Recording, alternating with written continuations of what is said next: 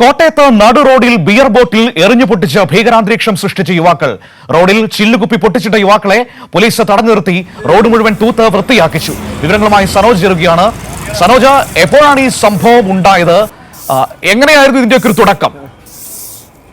മനു, വെള്ളിയാഴ്ച രാത്രി 10:30 സംഭവം. കോട്ടയം KSRTC ബസ് സ്റ്റാൻഡിന് സമീപത്താണ് ഈ സംഭവം നടന്നത്. 2 യുവാക്കൾ മദ്യലഹരിയിലായിരുന്നു.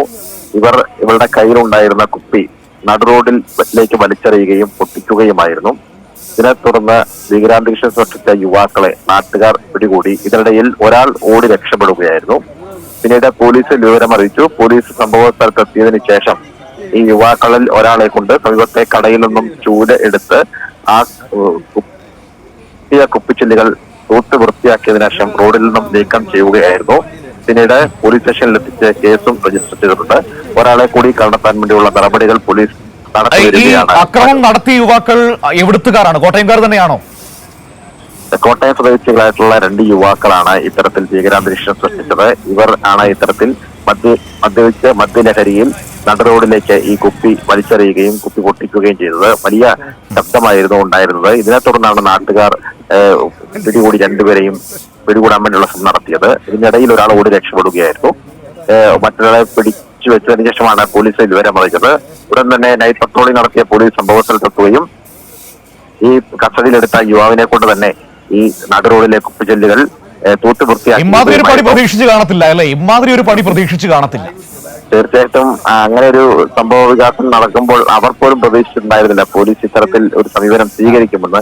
എന്തായാലും ഓടി രക്ഷപ്പെട്ടവൻ രക്ഷപ്പെട്ടു എന്നുള്ളതാണ് ഏറ്റവും പ്രധാനപ്പെട്ട കാര്യം. സ്വാഭാവികമായും അവൻ അങ്ങനെ ഒളിച്ചിരിക്കാനൊന്നും കഴിയില്ലല്ലോ. ഈ പിടിയിലായവന്റെ സുഹൃത്ത് തന്നെയായിരിക്കുമല്ലോ. അപ്പോൾ വളരെ വേഗത്തിൽ അയാളിലേക്ക് കൂടി പോലീസ് എത്തുമല്ലോ. തീർച്ചയായിട്ടും കേസെടുത്തിട്ടുണ്ടെങ്കിൽ പോലും ഇന്നലെ സംഭവ സ്ഥലത്ത് ഈ തൂത്ത് വൃത്തിയാക്കിയാൽ ഒരാൾ മാത്രമേ ഉണ്ടായിരുന്നുള്ളതാണ്. 2 പേരുടെ ചേർന്ന് ബിയർ ബോട്ടിൽ തല്ലിപ്പൊട്ടിച്ചു. പക്ഷേ അവസാനം അടിച്ചു വരാൻ ഒരാൾ മാത്രമേ ഉണ്ടായുള്ളൂ.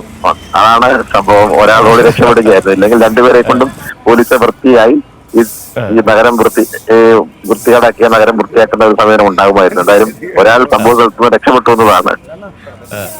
എന്നാലും നന്നായി. പോലീസ് അത് ഒരു ഗംഭീര ഇടപെടലാണ് നടത്തിയത്. വിവരങ്ങളാണ് സനോജ് നൽകിയത്. പാവപ്പെട്ടവൻ ദൃശ്യങ്ങളിൽ കാണാൻ പറ്റും. റോഡ് കോട്ടയത്ത് KSRTCക്ക് സമീപമുള്ള റോഡ് അടിച്ച് നല്ല ഭംഗിയായി വൃത്തിയാക്കുന്നുണ്ട്. ഒരുപക്ഷെ വീട്ടിൽ പോലും ഇതുപോലെ ഒരു ചൂലെടുത്തിട്ട് ഒരു മുറ്റമോ അല്ലെങ്കിൽ വീടിന്റെ അകമോ അടിച്ചു വാരിയിട്ടുണ്ടാവില്ല. അമ്മാതിരി പണിയാണ് ഇന്നലെ പോലീസിന്റെ ഭാഗത്ത് നിന്ന് കിട്ടിയത്. ഇനി മേലിൽ ബിയറെന്നോ മദ്യമെന്നോ കേൾക്കുമ്പോൾ തന്നെ കൈവിറയ്ക്കും, ഒരു സംശയവും വേണ്ട. വിവരങ്ങളാണ് ഇപ്പോൾ സനോജ് നൽകി.